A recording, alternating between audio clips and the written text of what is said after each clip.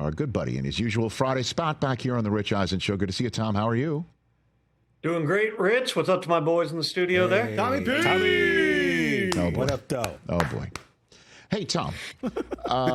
Now that the pleasantries have been... You hate that, don't you? I don't hate... Why would I hate pleasantries? I don't know. I don't hate pleasantries. It's almost like you don't want me... Excuse me. This man has limited time. I get it. This man has so much information, I don't even know what I can pull out of this man. I'm talking about him as if he's not listening to all this. He's staring at us right now. So I would like a great endorsement right now. Keep going. No, I would like to use your time wisely, as opposed to now me going off on a tangent for 60 seconds to chastise T.J. Jefferson.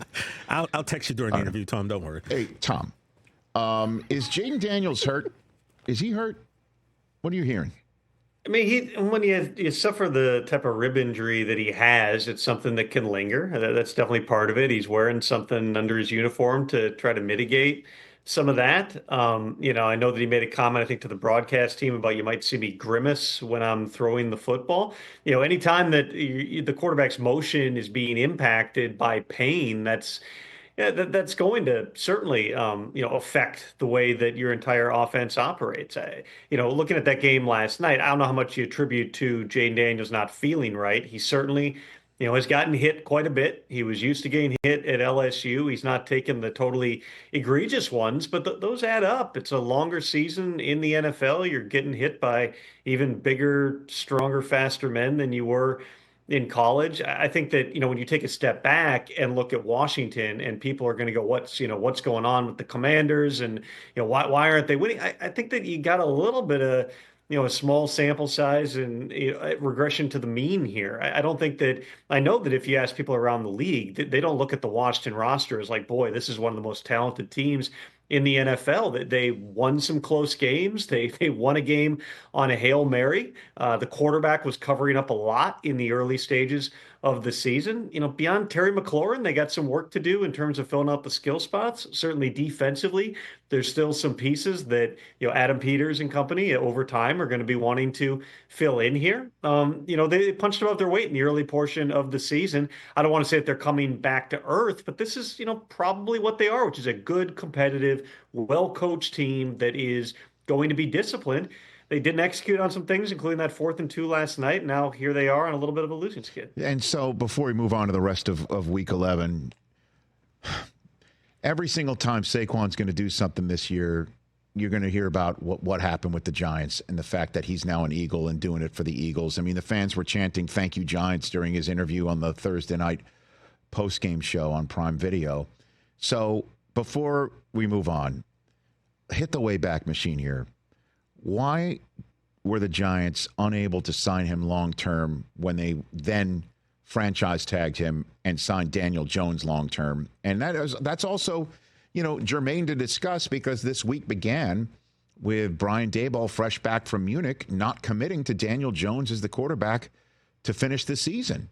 So what's your reporting from back then? Because it is coming home to roost right now.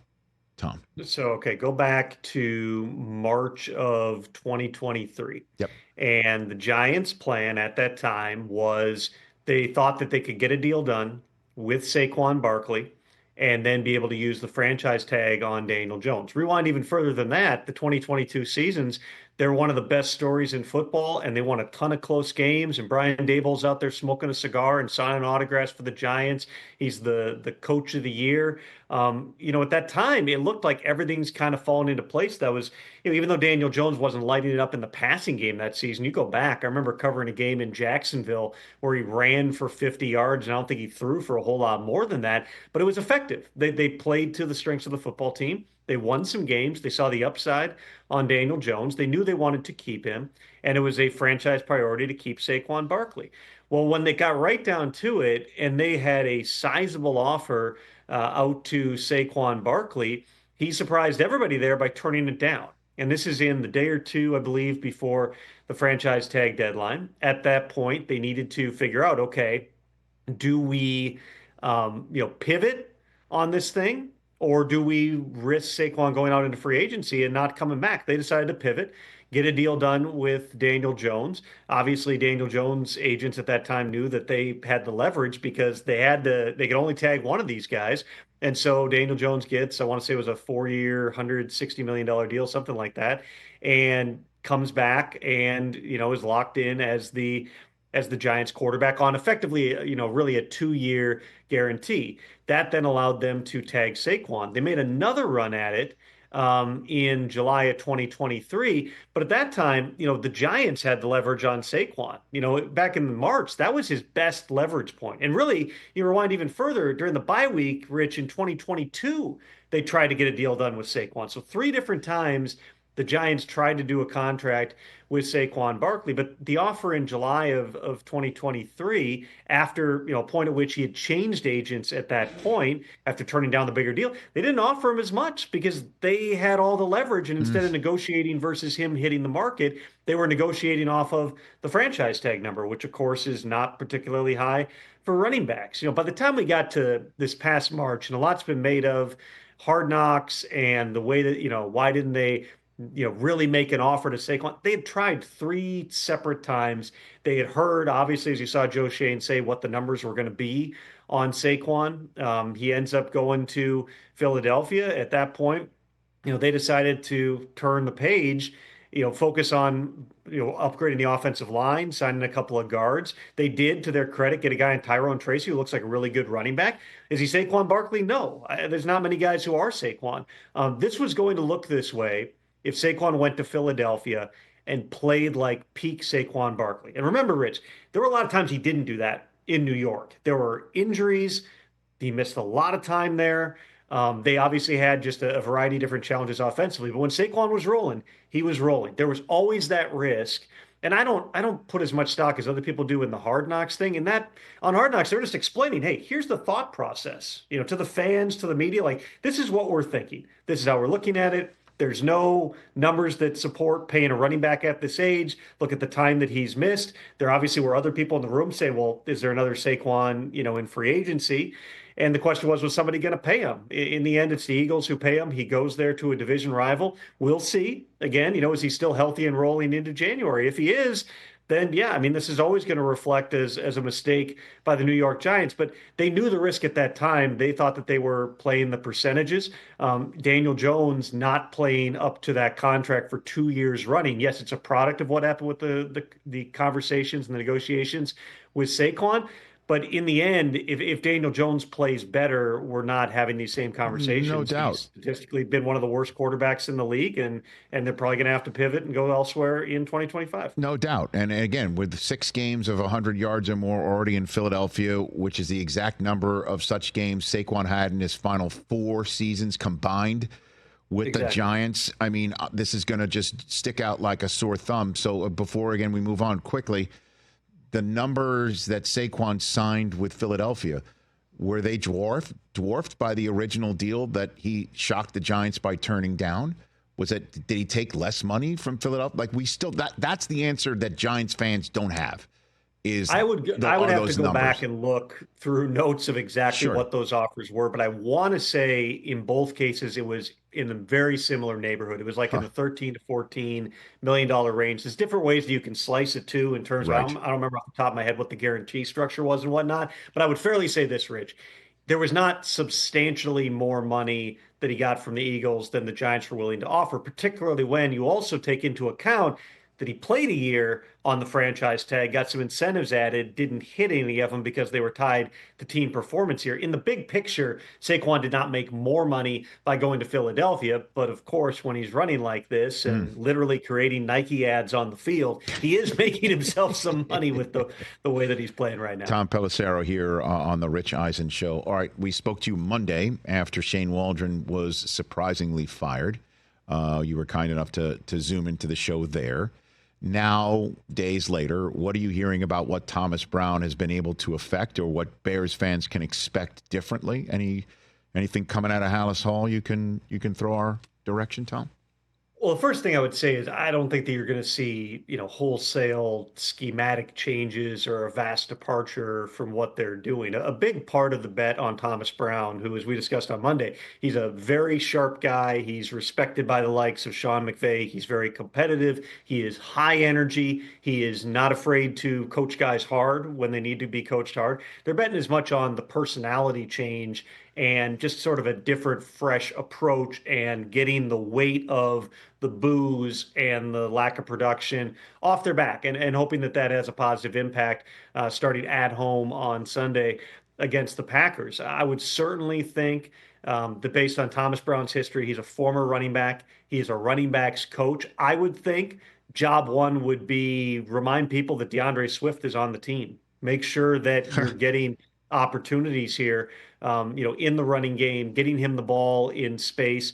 Some of the squeaky wheels at times like this, maybe get the ball to Keenan Allen a little bit more. Maybe find ways to manufacture some touches for DJ Moore. Anything you can do just to keep the positivity flowing, I think is going to be a good thing. The communication is part of this too, because Shane Waldron, remember, was on the sideline. That's where he called the plays from. And if, in the world where Shane Waldron would have stayed, he was probably going to move up to the coach's booth, and Thomas Brown was going to come down to the sideline. I saw Thomas Brown say he is also going to be up in the booth, which means that now the communication to the quarterback is going to be going through other members of the staff, including the quarterback's coach. So I think that just the different communicator, the different face on everything, the way that things are, sent in, it's gonna create a different feel. Does that make any difference? Are they any better?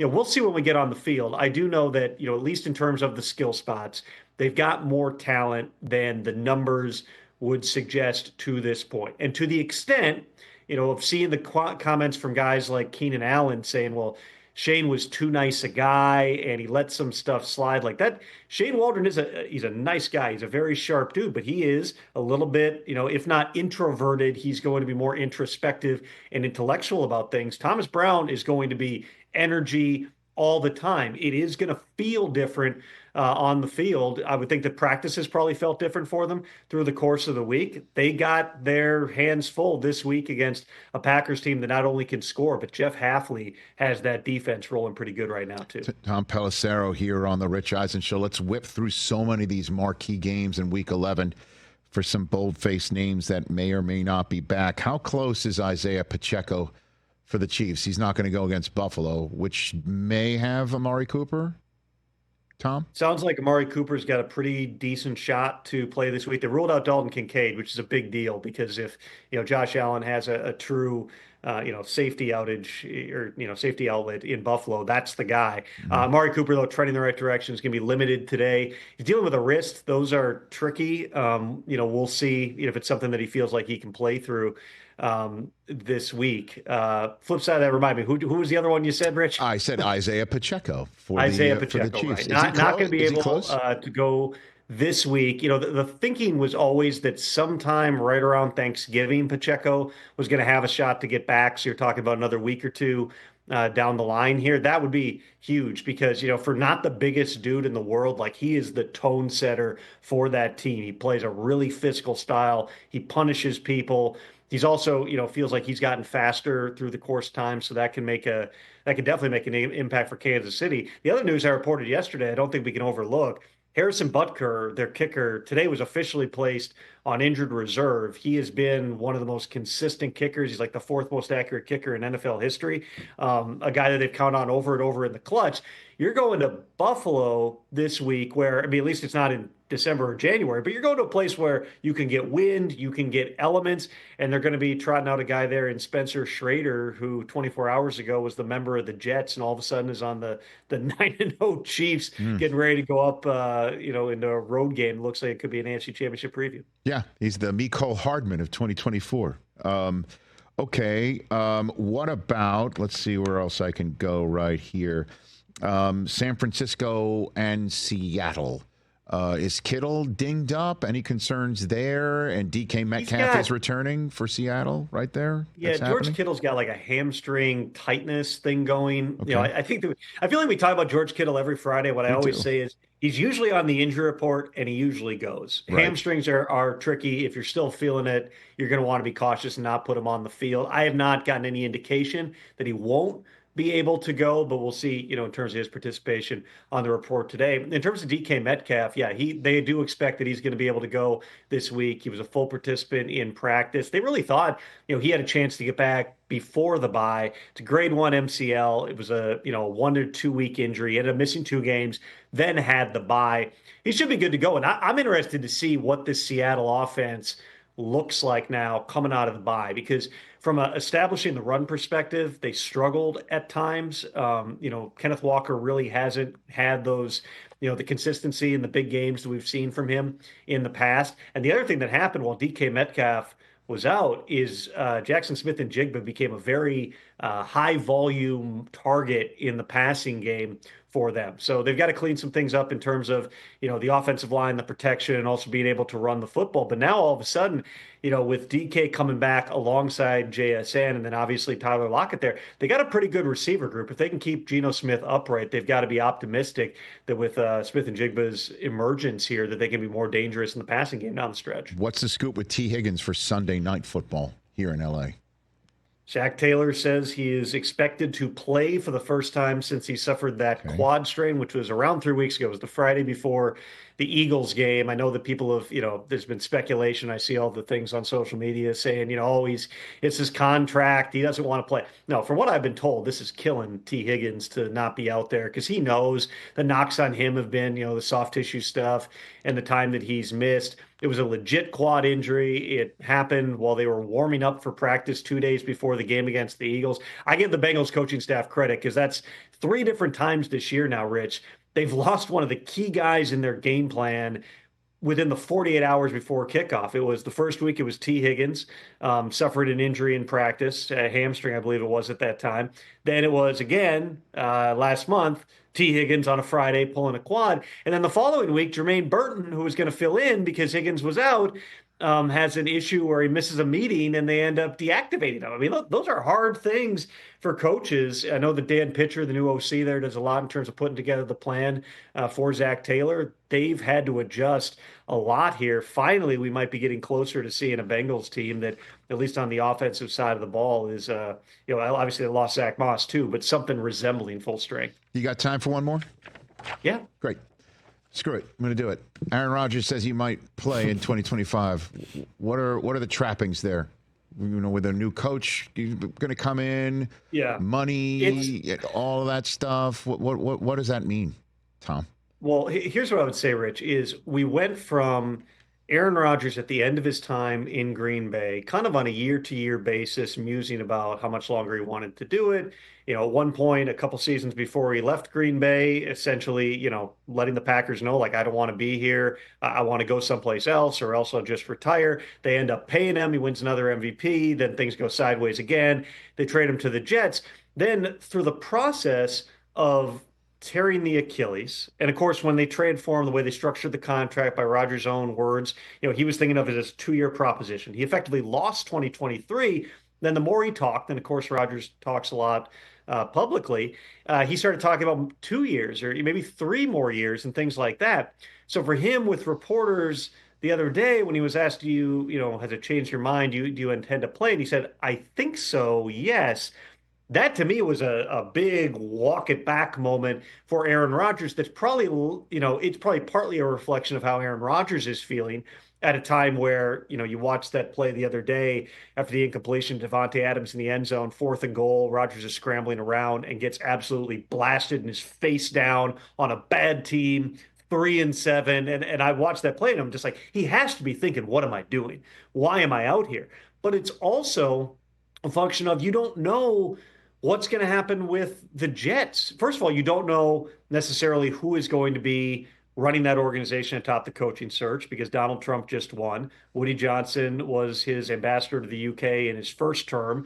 Woody, from everything I understand, would certainly like to be a part of a potential administration in some type of post. So it could be his brother Christopher, who's a very sharp, nice, good guy who also, is a different personality than Woody. That could alter the direction that you go in terms of what type of coach you hire and what that process looks like. Does Aaron Rodgers want to stick around if they say, hey, we're bringing in a totally different, we're going to hire some offensive coordinator who runs a totally different system? Does he want to be a part of that? Does he have the same level of input? If not, or if the Jets say, thanks, Aaron, this really didn't work out for 2 years, we're going to let you move on. We're either going to release you or we're going to try to trade you. Does he want to go and try this again at age 41 and find that balance of trying to bring along the young guys and also bring in some of his old guys? Is anybody going to let him do that based on the level of play? There's a lot of ins and outs of this, Rich, and it is one of the biggest stories. Season's not over yet. Right. For the Jets, but into the offseason, this is one of the biggest stories in football. Well, I mean, Saleh wound up getting fired eventually because Christopher Johnson was the one who hired him while Woody was overseas in the UK. And, from what I'm hearing, he's going to stick around long enough to make this coaching decision and then maybe go back. I don't know. But it was interesting when Rodgers like, yeah, I think so. And it's just like, well, that obviously is a large piece of the puzzle, but there's so many other moving parts. That's why I wanted to ask you, Tom. I appreciate the time, brother. Trump announced like 50 appointments yesterday. So maybe we can just get this thing moving, Rich, and get some clarity on that situation sooner than later. Sounds good. Tom Pelissero, everybody. You want to say goodbye to him? Because I know you like closure. Bye, Tom. We miss you. Tommy. Okay. Bye, guys. Tom Pelissero, everybody. Tommy P. right here on The Rich Eisen Show. Catch The Rich Eisen Show every single day on the Roku Channel, 12 to 3 Eastern, for free.